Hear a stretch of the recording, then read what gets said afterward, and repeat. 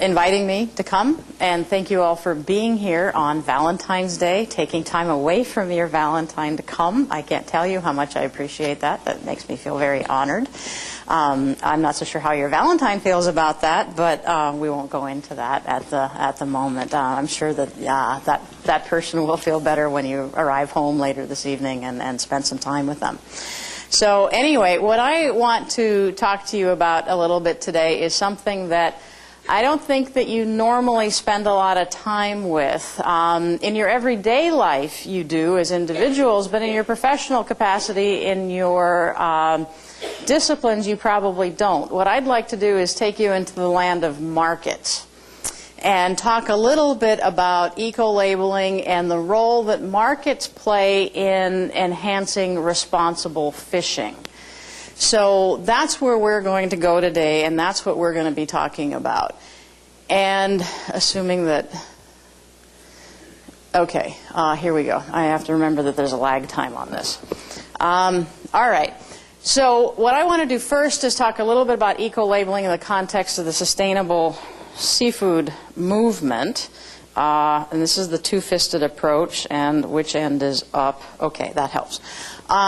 What is the sustainable seafood movement? The sustainable seafood movement is all about harnessing the power of the market to achieve environmental goals. And so you see I have a consumer there who's looking over packages of products and trying to evaluate whether or not to buy this particular product.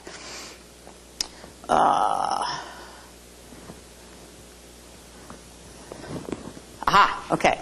And the premise behind this now is that consumers prefer seafood from sustainable fisheries or aquaculture, and therefore companies will be both socially and environmentally responsible in providing it.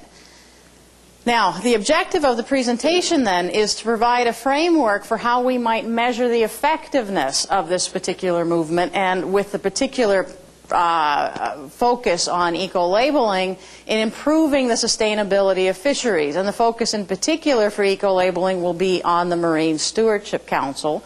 And then I'm going to provide some illustration of the benefits to date, and benefits broadly illustrated both from the standpoint of market benefits and from a standpoint of environmental benefits. So first let me just define what I mean by eco-labeling, because there is some confusion over that. The Environmental Protection Agency, the EPA, eco-labeling is a subset of what we call environmental labeling. Environmental labeling, broadly defined, as simply when someone makes a claim as to environmental attributes of a product.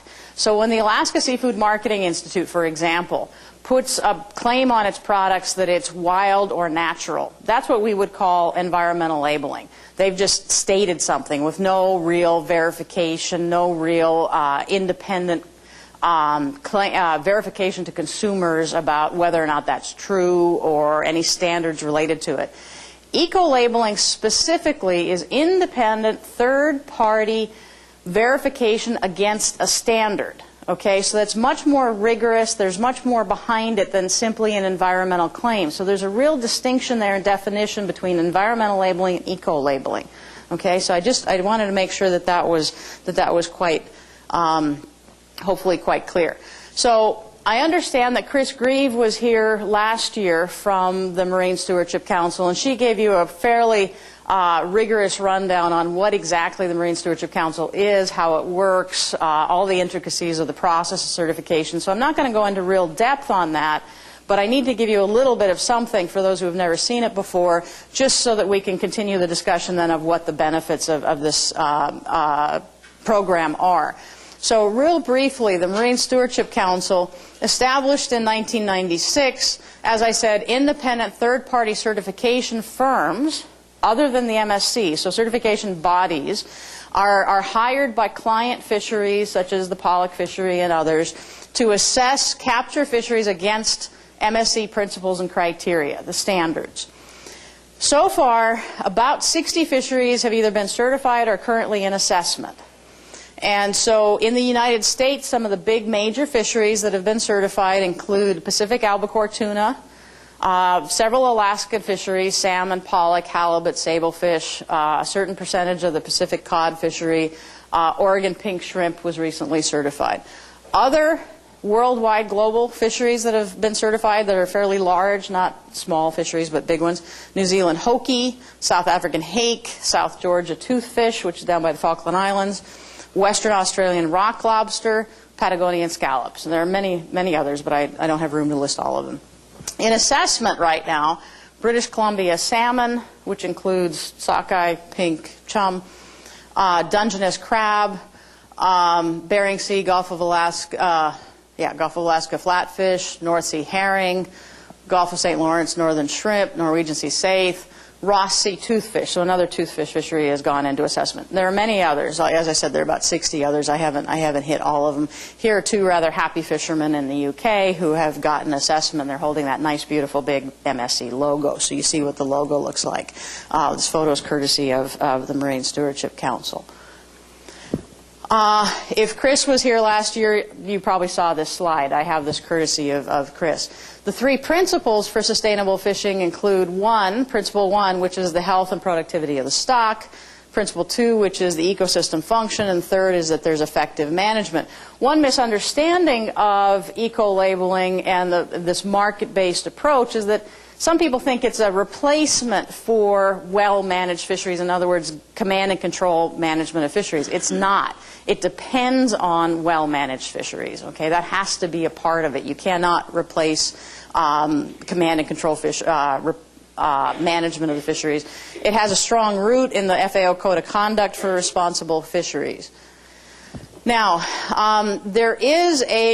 I put this slide up not because I want to go into the details of all the different parts of this, but basically because it's important to something we're going to talk about a little bit later, which has to do with environmental benefits. Up until this point, when a fishery has been assessed against the standard, a fishery either passes or fails.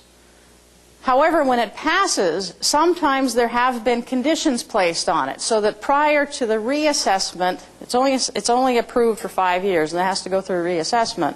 Prior to reassessment, there may be some conditions placed on it that it needs to improve certain things. So maybe it needs to improve data gathering for particular issues, or it needs to improve and reduce mortality of some of the bycatch or marine mammal bycatch or something along those lines. Okay, so there may be some conditions placed on the fishery prior to the next assessment.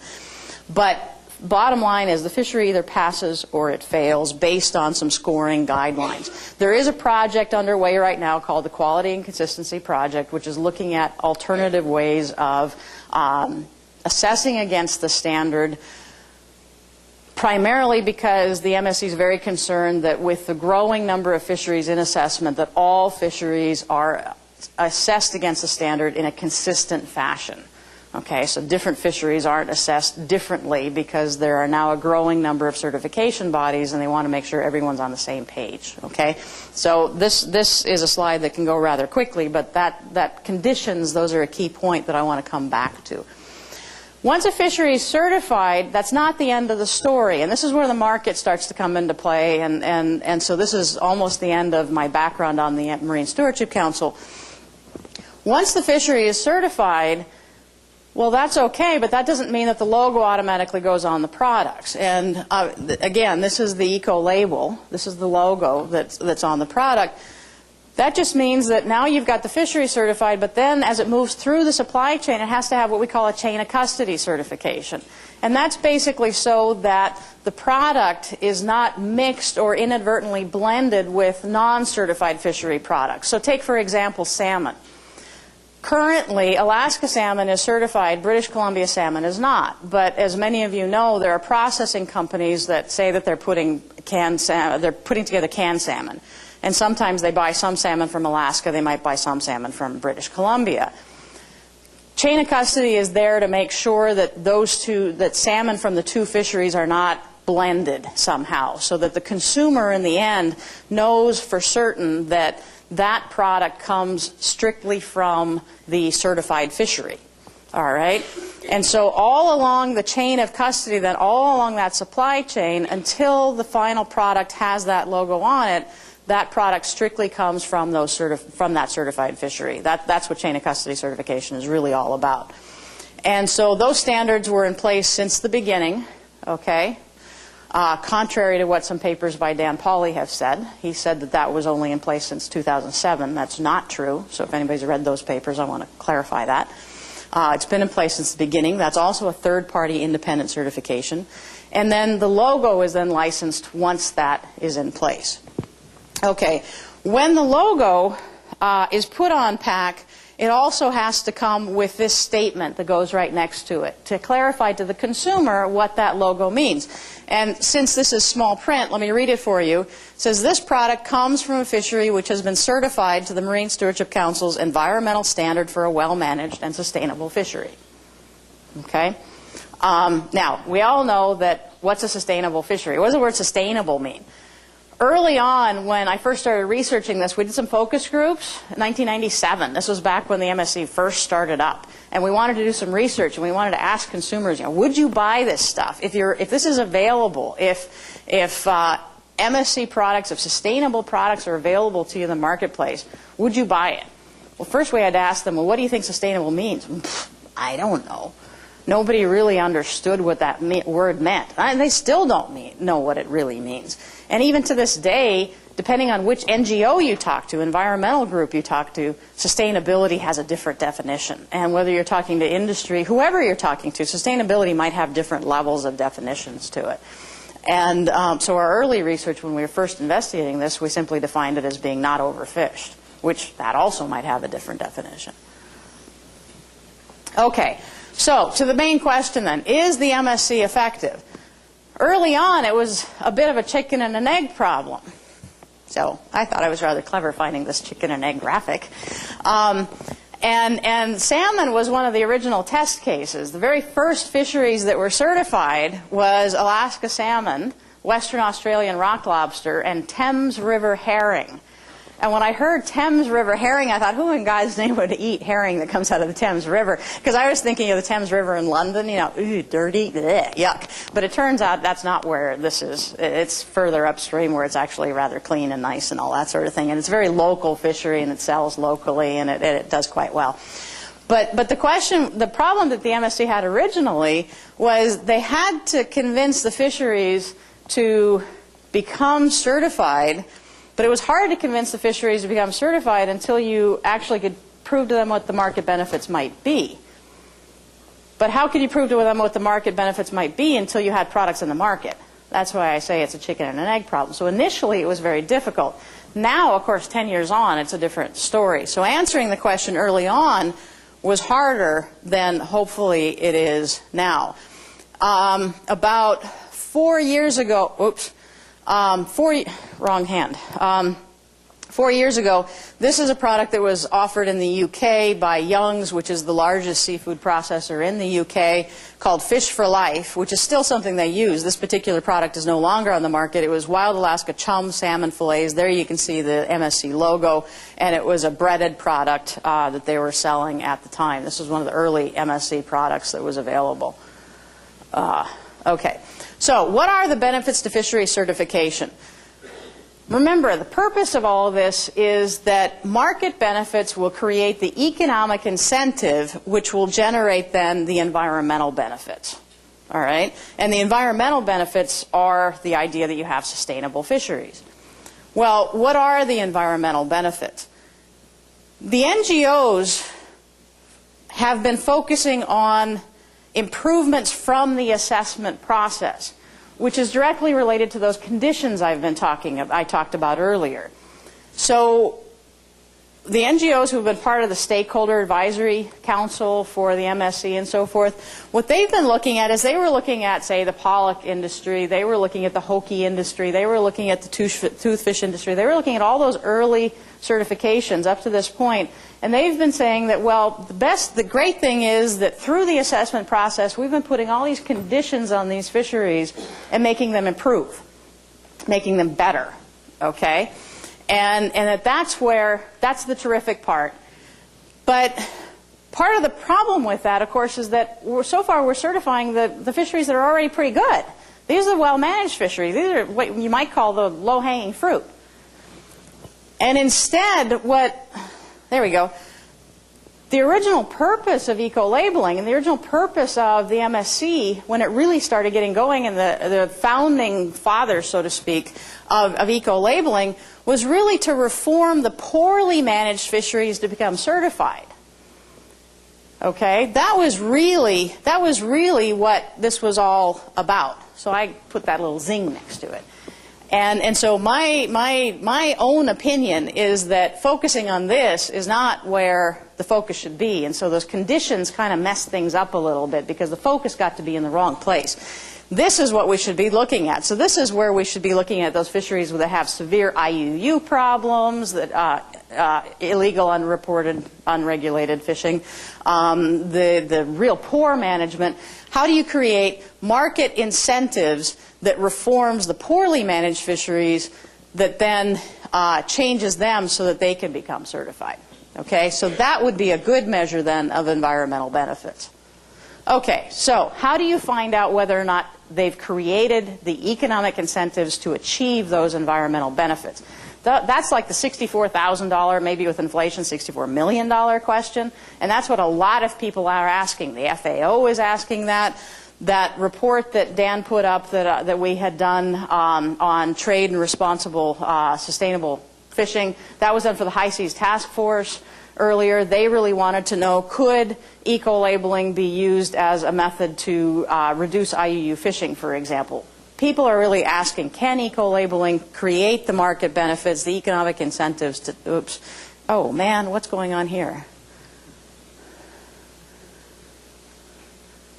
Well, you just saw the whole presentation. Okay, so, all right.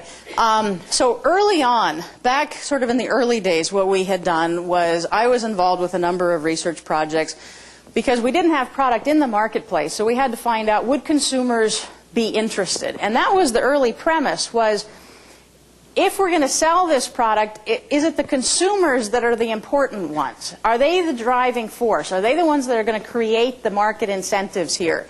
And so Wessels, Johnson and Donath, Johnson, Wessels and Donath and Ash, et cetera, et cetera. Wessels was me prior to some changes in life. And what we were doing was looking at, we did some hypothetical markets and did some consumer surveys and asked consumers, would you be willing to buy this product, and conceivably, would you be willing to pay some premiums? And this is based on methodology that's used in environmental economics. And nationwide survey in the United States, the first one, the United States and Norway in the second one. Jaffrey, this was a survey that was done in the UK and Denmark. Curtis and McConnell is a new technology using web-based surveys.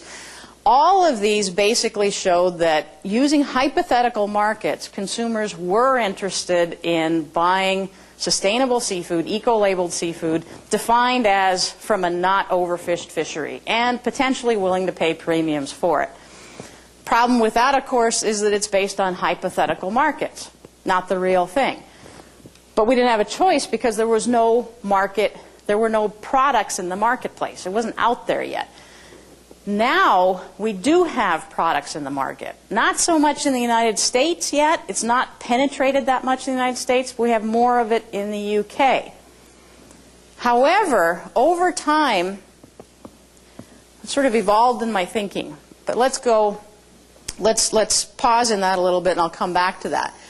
So everyone's asking the question, well, are there price premiums? Because that research I was just talking about was really looking at, would consumers buy it and would they pay more for it? Certification's not free. Not only do you have to make changes in your fisheries in order to be a quote-unquote sustainable fishery, which isn't costless. You're changing your gear type, you're changing where you're fishing, so you have minimal environmental impacts, etc. But you have to pay for the certification process too. So there's a cost involved. Are you compensated for that with higher prices? That is what a lot of people want to know. Well, here is a German marketplace, and Lidl is a German retailer. These are 3 different products, and let me explain what they are. These are fish sticks, pollock. This is a non-MSC labeled fish finger.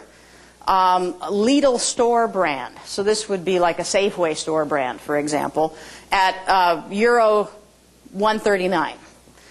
Here is a Lidl, again, store brand, except it's a MSC labeled for a 20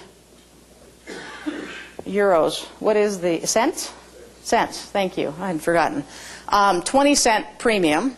And then here is an Igloo, which would be like a national brand, like a Bird's Eye or a Gorton's or whatever national brand. There's another 30-cent premium for an MSC labeled. Okay, so there's a price premium that's being charged here at the retail level for these fish fingers, these pollock fish fingers. All right. Of course, we don't know anything about quantities being sold, and as an economist, I want to know, okay, fine, you're charging a higher price, but are you selling any? All right, so that would be a second question. So what is the penetration then of MSC products? Well, just to give you some pictures, here's a very nice guy at, I believe it's Sainsburys, handing some wild Alaskan salmon, MSC labeled, to a customer. Here we've got some duck trap salmon, which is actually sold in the United States, some Trident halibut and salmon burgers with some MSC labels. Actually, there's on this chicken of the sea, there is a label, but it's on the back of the product. Over now 1,100 MSC labeled products available in 26 countries worldwide. Hake fillet from New Zealand. This is a Swedish product, Findus. In case you can't read Swedish or it's not up to par. This says news. It's a perfect alternative to cod. All right. These are some really big pollock fillets in that great big box. Okay, this fellow right here is Dirk Peters, who was from Unilever, who was one of the founding fathers, so to speak, who helped start the MSC, who's been very active in the whole sustainable seafood and eco-labeling movement. This one here is a Sainsburys product that's South African hake. All right, it's sold in the UK, and I'll come back to hake in a little bit. Never knew the pollock could get that big, did you? Sales of MSC products. Now, this is slightly dated, but from their latest annual report, retail sales are up 116% over the previous year to $509 million. Remember, the MSC started in 1996, so we're talking about a 10-year period here. Igloo brand, this is in Switzerland, salmon. This is a Frosta, this is in Germany, okay, and I can't remember now exactly what that is. Plus, I can't read German. Here's another British wild Alaskan pollock fillet, breaded. There's obviously some salmon, and there's some more salmon in Britain. So you can see, I tried to give you a sense of what the different products are. These are all processed, so I'm not giving you pictures of the fresh product. Okay, so market for eco-labeled seafood. Now, coming back to this whole idea of consumers. With all that going on, it's still not clear that, in spite of that research we did early on, that consumers were actually willing to buy this stuff. It's not clear that consumers are the ones driving the retail market for sustainable seafood. And Pauly and one of his graduate students state in 2007 in a Marine Policy Journal paper that the seafood awareness campaigns have failed. And they're including in that the wallet cards, Monterey Bay Aquarium cards, and the others, as well as the Marine Stewardship Council. Personally, I don't think that's true. I think it's way too early to say that. There's no statistical evidence that documents that, neither theirs or anybody else's. And what I think instead is that it's the processors, the retailers, and partly because of the NGO activities, particularly in Europe, but also partly in the United States and Oceania, Australia, New Zealand, and now even Japan, they're creating the market. And, in fact, fisheries are signing on. And so the rest of the presentation is to help document that, okay, and create a framework to show how you can show that. Walmart, committed to sell only MSC fresh frozen fish by 2010-ish. Okay, they said 3 to 5 years out. Take a liberty here, okay. So far, they've got several products from their website. They have this list, which includes imitation crab meat, so pollock, hake fillets, salmon, some more hake, salmon, pollock. Here's a pollock hake pack that they've got. And the latest thing, I was in Barcelona a week and a half ago for the Seafood Choices Alliance, and the report that I had was that currently, with the fisheries that are currently assessed, approximately 25% of the fish, fresh frozen fish that's sold at Walmart right now is from MSC certified fish.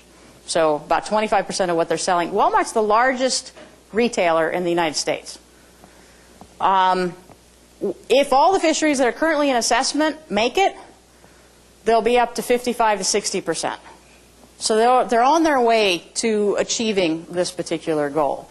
And the idea with Walmart is that, well, where Walmart goes, that's kind of hard to say, others will follow. Now, there are some issues behind that, but we can get into that later. Okay, other corporations committed to sustainable seafood and or the MSC, not necessarily both. Whole Foods, they certainly sell, and they've been committed to the MSC since the beginning. Sainsburys, that's what's on these bags. Asda, Sainsburys obviously UK. Asda is UK, owned by Walmart. Frosta is German. Lidl is German. Bird's Eye, both United States and UK. Marks and Spencer's, Waitrose. It's definitely a European thing that's real big. Young's, biggest seafood processor in the UK. They have sustainable fisheries policies. They have these policies listed on their website. They have made it a policy to be buying from sustainable fisheries. They have a policy on buying cod from, how they buy cod from the Baltic, which a lot of IUU fishing from the Baltic, how they handle discards and buying from fisheries that have a lot of discards. They will not buy fish from West Africa because of the IUU problems. Responsible aquaculture, you know, what to do with North Sea cod, their position on illegal fishing. So the bottom line here is that they're very concerned about the whole sustainable fishing issue. So, why do these corporations behave in this way? Why are they signing on to the MSC? Why are they dealing with sustainable fishing? Corporate social responsibility. Okay, my hypothesis. Corporate social responsibility. What is corporate social responsibility? It's got a couple of definitions out here. Well, in the New York Times in 1970, Milton Friedman, died not too long ago, defined corporate social responsibility as the obligation of business to increase profits for its shareholders. True economist there, right? Okay. So let's take a slightly less corporate view of corporate social responsibility. Paul Portney in 2005, in a really nice book published by Resources for the Future, said that corporate social responsibility is a consistent pattern of private firms doing more than they are required to do under applicable laws and regulations governing the environment and the communities in which they operate. Okay, so they're going above and beyond.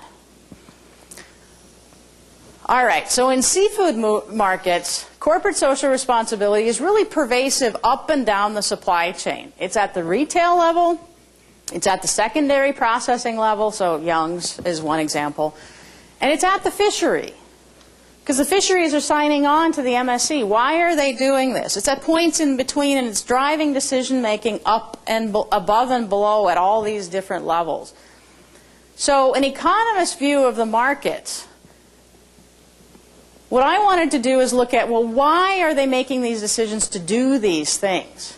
And where are the economic incentives for them to do it?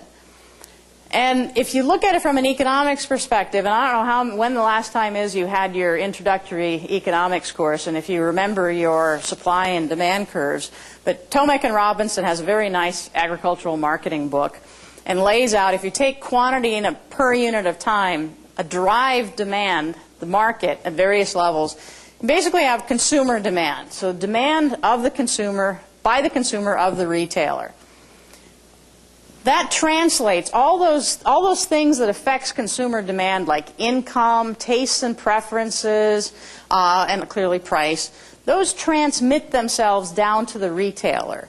So the retailer then is going to take into account everything that affects consumers' demand,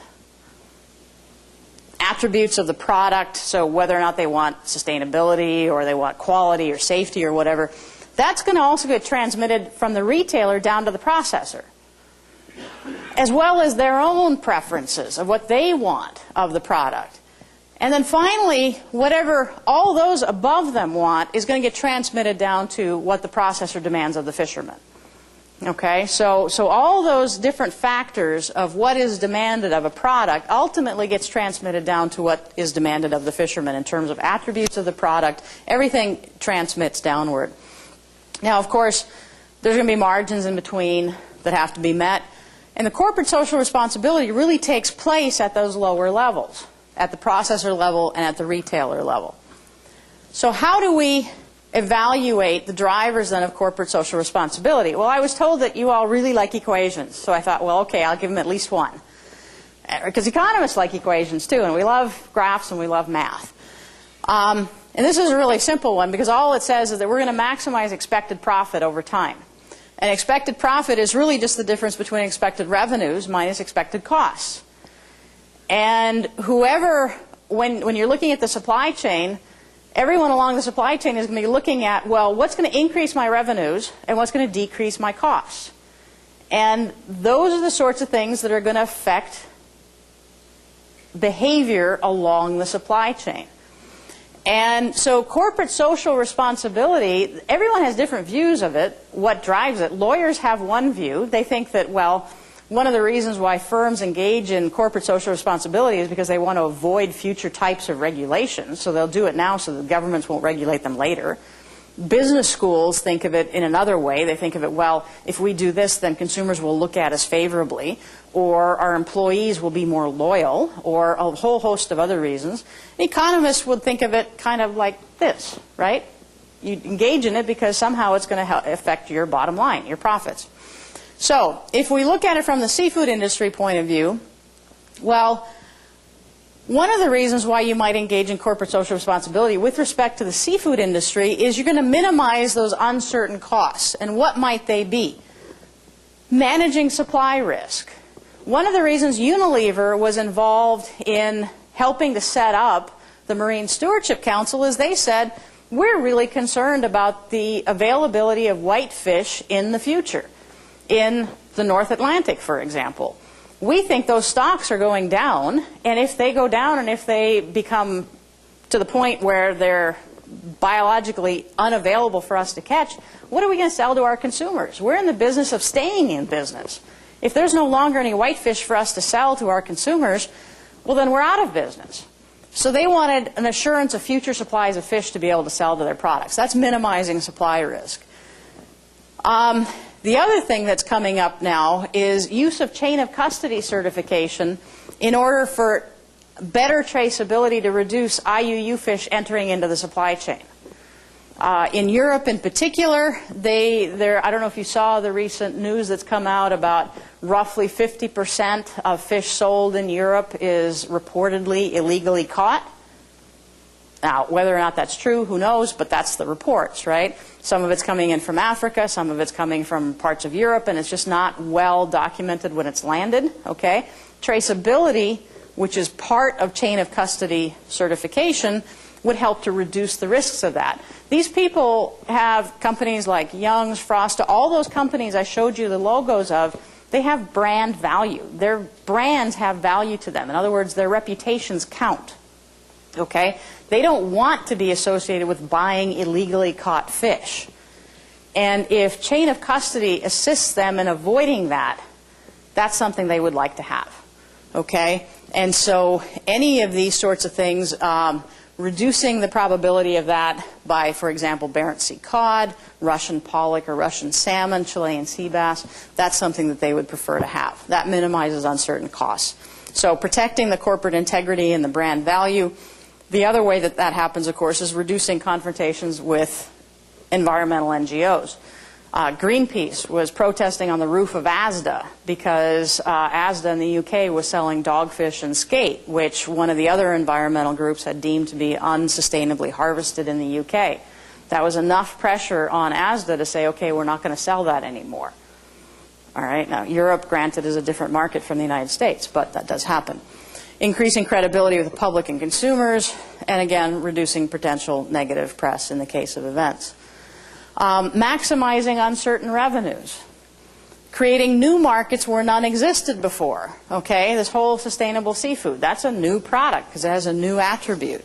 Hake, all right, that was the alternative. That was a sustainable alternative to cod and haddock in the European market. Same thing with South African hake.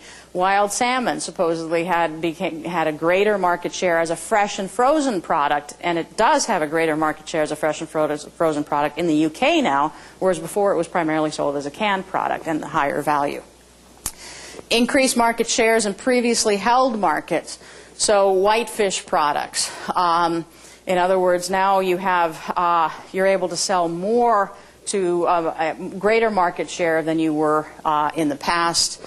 Because of a different attribute than you had before. And then, of course, there's the issue of, do you have premiums on certified products, which some anecdotal evidence suggests that you have. Okay, fisheries. Why do fisheries become certified? You could say the fisheries are also acting in a corporate, socially responsible manner. Well, in some ways, they're acting this way to keep access to markets, prevent being shut out of a market. After Walmart made the announcement that they were going to only buy fish from sustainable fisheries, there was also an announcement. Sainsburys was at a meeting in, I believe it was in Norway, and said that they also intended to buy sustainable fish, and they thought there ought to be one eco-label, and they thought that eco-label ought to be the MSC eco-label. Shortly after that, Norway, who had been a real laggard in saying that, no, we don't think there ought to be eco-labeling, we don't really need the MSC to be saying that our product is okay because we believe our government does a good enough job, they actually became quite concerned, I believe, that if they didn't become certified, even if they didn't really believe in it, they were no longer going to be able to sell their product to the UK market, that Sainsburys was not going to buy their product. And so just out of fear of losing market access, they've decided to become certified. So keeping market access and also not losing market access to others, their competitors who are becoming certified. Meeting the market demands from above, so in other words, those retailers and those processors have enough market clout that there's a need to become certified just to meet the demand from those corporations. Access to new markets, being able to sell to markets that you didn't have access to before because of the certification. Possibly achieving premium products, premium prices on the market, and then increasing market shares relative to the non-quote-unquote sustainable products. So some of the other same species but non-certified. Non-market benefits. Certainly there have been cases where fisheries have said, look, we just wanted to get certified because we wanted to get these environmental groups to stop bugging us. You know, they keep telling us that we're doing bad things, and it's really great to have someone like the MSC come in and say, we're meeting all these criteria, and so, you know, go away, stop bothering us. Increasing credibility with the public and consumers, which may not be the same thing as the NGOs. And then sometimes they're doing it to try to get their government to do something they would like to do as well, for management reasons. And then maybe there's yet to be found and perhaps secret reasons why fisheries do this too. They don't always tell me everything, right? Even though I would love it if they did. Okay, so how do we measure these market benefits? Well, Pollock put them on the spot. Here's U.S. export prices, nominal, not inflation adjusted, FOB, so prior to freight and insurance. Prices to Germany of frozen pollock fillets. Get the right hand going here. MSC certification is here, April 2004. I think it was April 2004, it's either that or January. I'll have it right on the next slide. Here are the prices up to the latest, which is November of 2007. So this is NIMS off the NIMS website. Export prices to Germany. Why to Germany? And this is specifically frozen pollock fillets. To Germany because it's the largest market outside of the United States, okay? And it's also the market that's most interested in MSC certified, okay? Specifically having that logo on the product. There has been an increase. Now, can we say that that's because of MSC certification? That would be kind of a naive thing to do. As an economist, I would want to know a whole lot more about these other effects that might be influencing those prices. So, when I look at this, I say, well, okay, so prices have been going up. what about catch? What's catch been doing? So has price been going up because catch has been going down? Well, here's catch. So this is 2005, which is the latest SAFE report, 2004, 3, 2, 1, 2000. So 1999 to 2005. Catch during that time period has been relatively, so that would be right about here, and then 2006 and 7 would be over here, which I didn't have real quick to grab. And so that's been relatively flat. So you can't say that catch has been going down to account for that. However, Russian catch has been going down. That's the red line. So, but there are also a whole host of other reasons that might account for this. And really what it will take is an econometric model to look at the entire pollock market before we can safely say, have these prices gone up because of MSC certification? So we really can't say for sure yet. But this is an interesting trend line. Now, how do we measure market benefits? Well, put in a little plug for what I'm doing at URI. I've established something called the Sustainable Seafood Initiative, thanks to some funding from Rhode Island Sea Grant and the Packard Foundation. And that is my goal. Now that we have product in the market and it's been in the marketplace for a significant amount of time, we've gathered data. You have data now that's available in the marketplace at a variety of levels, ex-vessel retail, import level, and some other things. And so to ask, what are the economic incentives then created? So what we need to do is look at, are there existence of premiums, but more importantly, are there changes in demand at all the different levels, and how does the premium, if there is one, or how are the changes in market shares being transmitted back down to the ex-vessel level, okay? Because that's where the changes are going to happen with respect to some of the other fisheries, the poorly managed fisheries, if we're going to do that. So environmental benefits then, after all, that's the goal. So once we determine if there are economic incentives that are being created, we want to look at what are the environmental benefits. There was a study that was commissioned by the MSC that was done by MRAG, David Agnew and some others, to look at, based on the fisheries that have already been certified, what has happened with respect to the environment. And this is just a very short synopsis of some of the things that have happened. With respect to New Zealand hoki, habitats and trawl grounds have been mapped, increased observer coverage and reliability detection of seal mortality has occurred. In the Western Australian rock lobster fishery, there's been a reduction in sea lion mortality. In the toothfish fishery, there's been a reduction in hooks discarded and a reduction of mortality of albatrosses, which will make Joe happy, I think.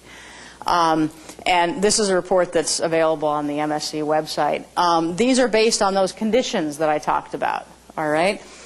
But again, the question is, well, what about, these are the relatively, of course, arguably, and there were a lot of controversies over the toothfish fishery certification, a lot of controversies over the hoki fishery certification. But really, when we're interested in it, we're really thinking about how do we reform the poorly managed fisheries. So if you think about the Russian pollock fishery, has had a lot of IUU fishing. There's been a lot of other things going on in that fishery, overfished. They have now applied for pre-assessment. There's been groups working with them to modify, but one could argue, and there have been a lot of statements made, that because of the benefits that have accrued to the Alaska pollock fishery as a result of certification, the Russians have seen enough deterioration in their market standing that they've said, whoa, we've got to make some changes so that we don't continue to lose in the marketplace relative to the Alaskans, and we've got to make improvements. And so what I've done here is to graph from the European standpoint. The green line is import prices into Germany, so this would be CIF prices, of pollock fillets, frozen pollock fillets from China. The blue line is pollock fillets coming in from the United States. So it was February 2005. Sorry about that. I thought I had that wrong. And then the red line is from Russia. So this is Eurostat data. So this is European data of prices of product coming in from those three countries. So we know what's coming in from China, of course, is originally Russian product, but it's being processed in China. And what's labeled as Russian product is probably what's coming in, and I invite the Pollock folks to correct me on this and give me the true scoop, is what's probably being processed at sea on Russian vessels and then being directly exported to Europe. And so the difference in quality between the Russian on Russia, directly from Russia, Russian from China, probably has a lot to do with twice frozen versus single frozen, so there is a quality issue there. But there's also a big difference in price, okay? And so the $64,000 question, wherever you want to put it, is any of that price differential having anything to do with MSC certification? And so that would be, again, a question that is eminently worth investigating. Now, taking another fishery, the hake fishery, South African hake fishery. Here we've got South African hake is certified as of April 2004. Namibian hake is not, right next door. Same species, M. capensis, M. paradoxus. What the dots are the periodic purchases, spot purchases of Namibian hake. The solid lines are the continuous purchases by the UK of hake from South Africa. So what's happened is post-MSC certification, here prior to that they were buying from both South Africa and from Namibia. Post that, it's only spot purchases from Namibia, but continuous purchases from South Africa. And if I put the quantities up here, you would see that there was a big switch away from Namibia to South Africa. And so, Namibia, remember, just got independence from South Africa in 1990, so they haven't really been independent for that long. There was a lot of plundering, shall we say, of the hake fishery in Namibia prior to that time. They're still trying to get management of that fishery under control. But one of the big companies that was fishing this particular fishery, hake fishery, now feels that they've got the fishery under control and they would like to go for certification soon, because they don't feel that they can really get into the UK market if they don't have it. And there's some, and that would seem to have some indication. But is this market circumstance enough incentive to make the change? So this is another interesting fishery that's worth looking at. So finally then, the outlook for the future. This slide and one more. There's an emergence then of competing programs to the MSC. There's Friends of the Sea, which is out of Italy. They certify capture fisheries, aquaculture, organic fish. 2,000 euros, any product. Takes their scientists one day to look at all the data. Most of the product is sold in Southern Europe. I won't say anything more. My mother taught me not to say anything if you can't say anything good. Iceland's coming up with their own eco-labeling program. Norway's coming up with their own eco-labeling program, supposedly. I mean, they've talked a lot about it. Both these countries have. Japan now is talking about coming up with another eco-labeling program. Alaska certainly has talked about an eco-labeling program. I don't know if ASME would do it, but there was some discussion. I haven't heard too much lately, but there was certainly a lot of unhappiness with the MSC up in Alaska for a time. There's a lot of controversy over the MSC, and it's not a perfect program by any means. But issues related to that, possible consumer confusion, even though they're not really playing a huge role. Corporations, yeah, eventually you have to put a label on there, and you get a lot of labels on a product, and consumers kind of go, huh? And you don't want to have them walk away. There's a concern about a race to the bottom in standards. We can certainly talk about that more in questions if you want to. Yes, there's a continuing controversy over the MSC program. There's a rather ill-fated campaign that didn't make it to the YouTube. Stinky fish campaign. If you haven't heard about it, I won't go into it, but if you have, you know what I'm talking about. Cost and length of certification, MSC has worked on that. They're working on that, but it has been a big issue. Consistency of application of the standards across fisheries and over time is an issue. And lately, they are working on this veracity of the chain of custody, but mostly the logo use and making sure that it's actually true so that there's no fraud involved and people aren't just sticking the logo on there when they don't have the right to stick the logo on there, because that's important. There's an investment by the clients in putting that on there, and you need to make sure that that's right.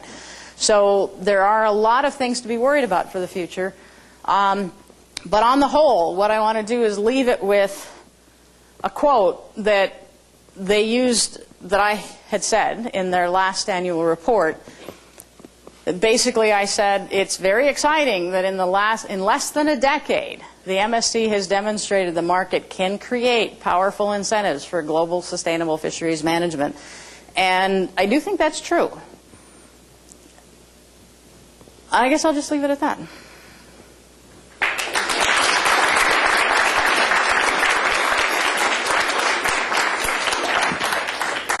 Okay. We have time for questions. Okay. Thank you for your talk. The point about conditions affixed to certain criteria is interesting. I'm involved in certification of Benjamin's crab, and conditions have been imposed for certain criteria. I've come to realize it implies a partnership between the given fishery and either state or federal agencies charged with management. It's not clear to me who should come forth to fulfill the condition, collect the new data, design the new gear, or whatever. It's definitely not clear in the case of Dungeness crab and data for fishery whether the states have the personnel enough to do these things, or the industry will have to cancel fashion. Is this common throughout the others that have been certified? This team that must come together in some fashion of management agencies and the fisheries themselves?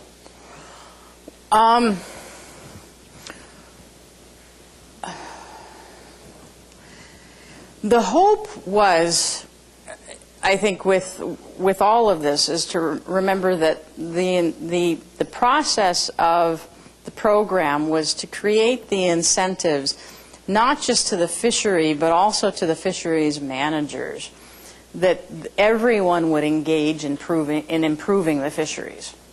So it wasn't just to be an incentive to the fishery itself, in other words, those engaged in the seafood industry to improve, but that fisheries managers would also see the benefits to improving. And while I haven't been involved in the assessment process, because that's really not what I do. I mean, I focus on markets. That's where my research is, and as part of my involvement with the MSC, I'm the, I'm not in the MSC. I was never in the MSC. I'm no longer affiliated with them either. So I haven't gotten involved in that part. So I can only give you sort of my sense of what's gone on. But I have gotten that sense from the fisheries that I've heard of, that governments have been less than willing to really be totally helpful in the assessment process, with providing data, with giving what has been needed to get the assessment process going. And in fact, in some fisheries, they've been part of the reason why the assessment process has gone so slowly. And what do you do to change that? I don't know. It would be wonderful if they would see the benefits to it, but frankly, a lot of the governments, Iceland, for example, is still among those governments that says, we don't need you. We're doing great. We're managing our fisheries just fine. We don't need a third party coming in and telling us we're doing that. And in spite of the fact that the retailers, the processors, and everyone else is saying that this is what we want this third party verification before we'll buy those products. Iceland's not going along with that. And will that change? It changed for Norway. It hasn't changed for Iceland yet. And I don't know what can be done. It certainly is a matter of resources, because these governments just don't have enough money to do the jobs that they need to do. It's a very difficult question. And I don't know if I've answered all of it well, but yeah. Question at the back. I think one of the questions that we need to address is there is a lot of public interest in safe seafood. So one needs to connect the interest for safe seafood with sustainable fisheries, because I think if you only do the sustainable fisheries part of it, then if the government does not get involved in actually certifying the products, then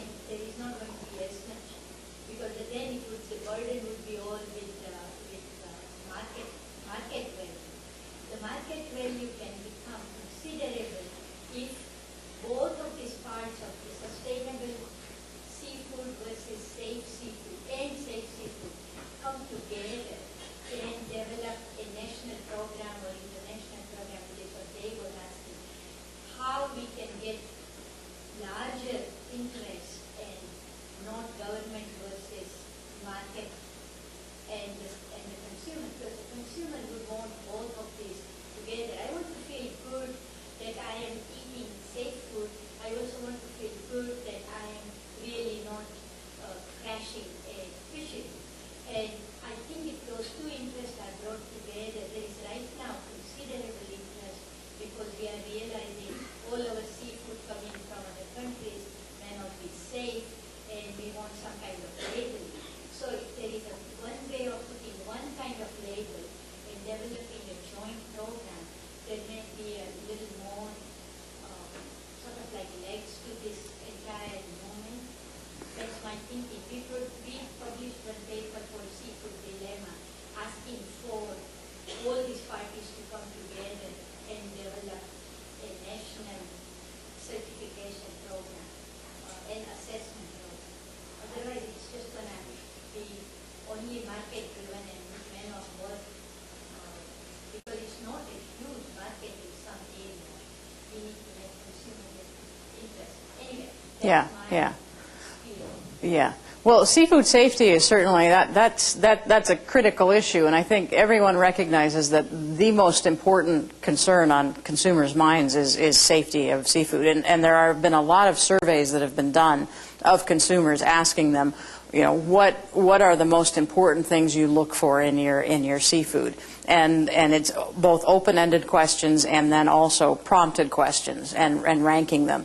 And seafood safety, seafood quality are always at the top of the list. And sustainability and even price come down further on the list. So I think this is holding everything else constant. Sustainability is an important attribute, and it depends on the country, of course, which ones you're looking at. But then that's also regulated in a different fashion under FDA and also and a few other things. But the aquaculture certification, the eco-labeling for aquaculture, that does, for example, the Global Aquaculture Alliance and their certification body, the Aquaculture Certification Council, under their best management practices, they do take into account food safety, seafood safety, in so far as they want to certify that the aquacultured products, the farms, for example, are not using, say, antibiotics that are not specifically approved by the government. So those sorts of things. But again, that seafood safety is regulated by the government agencies, and there is, even though we know that there are issues with that as well, that is supposed to be covered. MSC, frankly, just can't cover all of those things as much as we would like to. We would like to do it, just like they don't cover social issues. Up here and then down here. Yeah, you made a really important distinction between just giving credit to fisheries that are already well managed and also as opposed to improving unsustainable fisheries. And it seems like the opportunity for the most incremental benefit is going to come from those really poorly unsustainable fisheries, right? And just by the nature of the certification process, it's really like a polar thing. Either you give the stamp or you don't. I guess I'm wondering what the attitude is towards those really poor, like the bottom of the barrel, like the most unsustainable fisheries, if they kind of see that check mark as something that's so unattainable that they don't even bother, or those are, I mean, that's where the greatest opportunity for improvement from an environmental perspective is that I can see them getting ignored if they just can't even reach that certification level. There are a number of groups that are working with a lot of different fisheries around the world. There's a group called the Sustainable Fisheries Partnership. Jim Cannon is sort of heading that up, and it's a group that's talking about the way that they frame it is moving fisheries from the red list to the green list. As sort of a reference to the Monterey Bay Aquarium cards. And in fact, they're the ones who are working with the Russian pollock folks. He used to be with Conservation International. And how do you actually achieve getting them from that quote-unquote red list to the green list and making those incremental changes? And I think they've got a number of fisheries that they're involved with in trying to do that. And then even within the MSC, they've got a program that they have where they're working with data-deficient fisheries. And so for those fisheries that don't have a lot of data that you can actually, in a more traditional sense, apply the standard to and evaluate their data, is there another sort of risk-based assessment process you can use? And in particular, that's very important for developing country fisheries. And so that they could still potentially meet the standard even though they don't have the traditional data sources. But those, again, will be sort of, in that latter case, those would be probably the quote-unquote better fisheries. But there are groups out there who are definitely concerned and want to see these fisheries make movements and make changes. And so it's not all on the backs of the MSC to do this, but there are other groups who are trying to work in concert with trying to make these changes. It's not going to be overnight. It's going to take a long time. But in 10 years, they've made an amazing amount of change for, some would argue for better or for worse. Yeah, again, for the standards. The one standard I was specifically worried about was that method of fishing that uses those large nets that actually dredge the bottom, very destructive, and also is a large bycatch. 5% of what they catch is a large bycatch as well. It's not only not sustainable, it should be illegal, really. Is it possible that some of these fisheries that do this can get this MSC label and still do that kind of fishing? And, or if not, could you please give us some of the names of people who do that kind of fishing so we can start not buying that product? I honestly can't answer that question because that's not my area. I just don't know. If I knew, I would be happy to tell you, but I don't know. I do markets. I really don't know. Yeah. Paul? There are several fisheries that are on your list certified for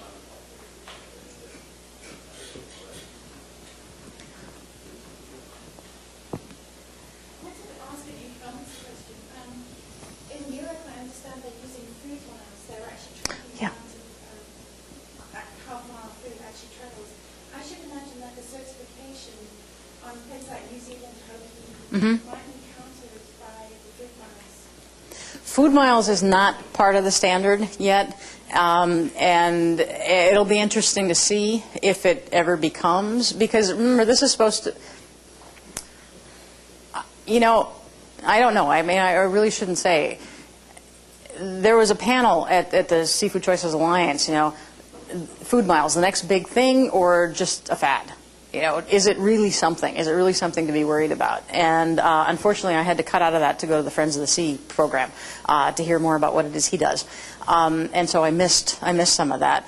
But it is an issue. Young's, the seafood processor, there was a big hullabaloo about them not too long ago because what they do is they were buying it was cuttlefish from West Africa, shipping it to Thailand to be processed, and then shipping it back to the UK.